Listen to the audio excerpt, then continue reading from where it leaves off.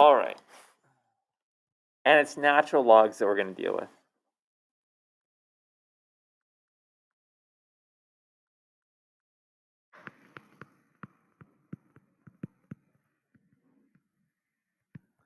Ln, the natural log function. So let's see what you remember.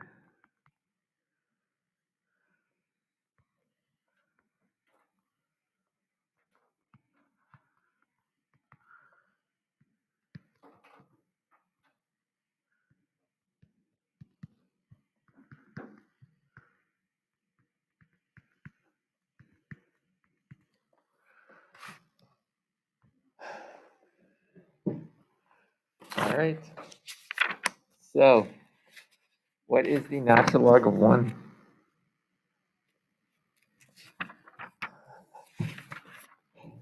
Sorry? 0. Exactly right. The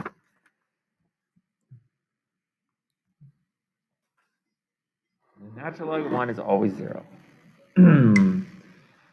If you are multiple, what do you call the numbers inside the natural log? We'll start with that. Not that I'm going to ask you this. I have a name, starts with an A.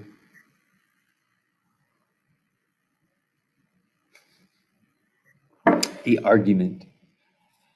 So if I said, what is the, if you're multiplying the arguments, i.e. the numbers that are inside the log, that's the same as doing what?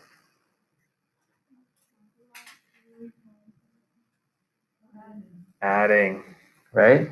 If you're multiplying A and B, that's the same as the natural log of A plus the natural log of B. I guess I should use lowercase to be consistent. Okay? If you're multiplying the arguments, it's the same as adding the logs of each argument. Therefore, if you're dividing, it's the same as subtracting.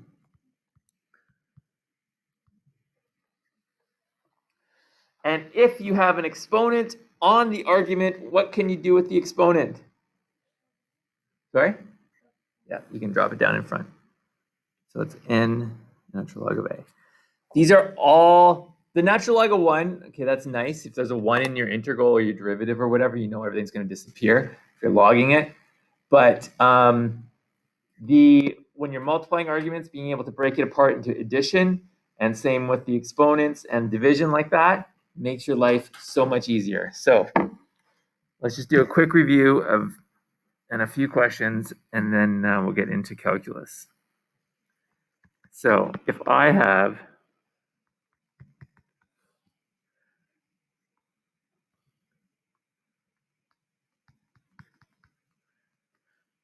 natural log of 3x plus 2.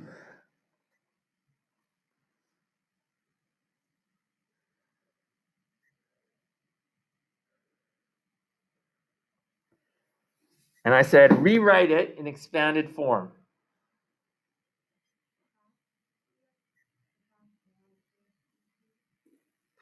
That's it. So we don't want the square root. We write it like that. And then using property 3 up there, we know we can drop that down to get that. Easy peasy, right? See, everybody remembers their logs anyway. That 1 month of Math 12 that we did, whenever that was, 5 months ago.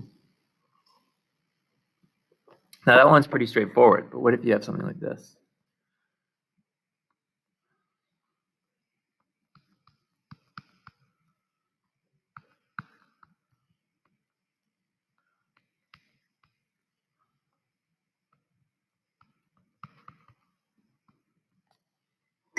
And this is where logs come into play. You're going to see, if I ask you to do the derivative of this, like without the log there, before, that's a chain rule, product rule, quotient rule question. Got all 3 of them in there. That's going to be ginormous. It's going to be a gong show. But because there's a log there, logs allow us to split it up, right?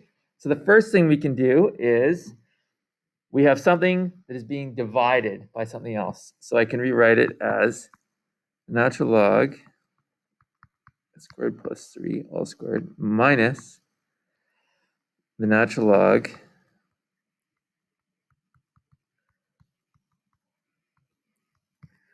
of that. Does everybody agree that's the same thing? Okay. Now I can break it up even further. This exponent here, we can drop it down.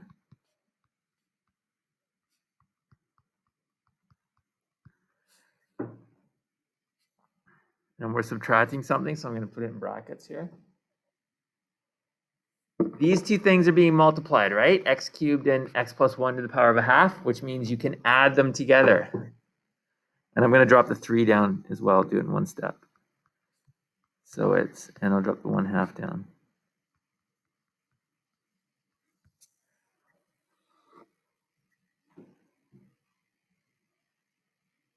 Is everybody okay with that?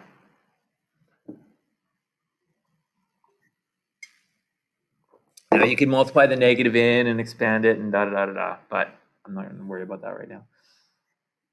Does that make sense to everybody? Because this is what we're going to use. This ability to break up something that is a mess into something that is pretty, they're all individual terms, and we know if you have individual terms separated by addition and subtraction signs, you can just deal with each one separately. So if I was deriving this, I don't have to use quotient chain, whatever. Same with these two, okay? We're okay? All right, I'm just gonna give you a few questions to practice that before we get into the calculus. So page 325, numbers 23, 25, 27.